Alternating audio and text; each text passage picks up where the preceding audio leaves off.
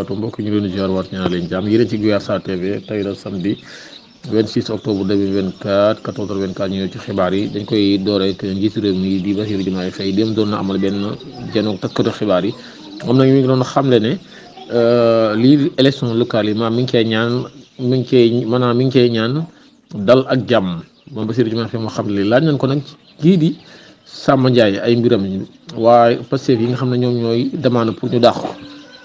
moom nag ba nga cay xam ne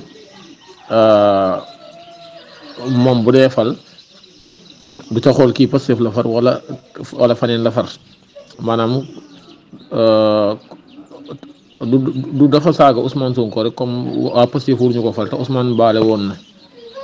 waaw moo taxit wax na ca daal wax ju yaatu moom Bassirou Diomaye Faye nga xam ne si démb la doon janoog taskatu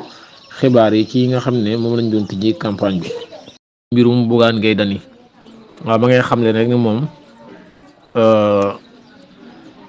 day bàyyi yoon doxal ca nam ca war a doxale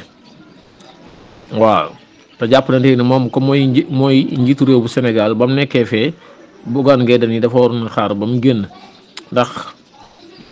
comme yoon moom ñooy doxale noonu te ñoom ñoo yore ak kaaraangeem buñ ko taxawlu dafa war a taxaw muy la ko xam ne mën a yéenewu ko mi ngi koy ñaanal mu génn ci ba mën a dellu ci njabootam ñoo xam le ne lii mën a tey jii bu jaaroon fii tey jii nii ci kaw tali bi dañuy wàccee ñëpp ndax li ko waral mooy yooyu réew mi moo ko yónni te yàkkamti ko moom Bassirou Diomaye Faye xam le ne lii wàllum tàggat yaram beach soccer Sénégal moo nekk champion d'Afrique bi mooy 8e de finale mu koy nekk nag ñoom ñoo doon Mauritanie 6 buts Mauritanie am maanaam juróom-benn bal ci dara lañ leen dóor mbokk yi ñu ñëw fii xibaar yéen ci Guyaar Sarr TV abonné leen te partagé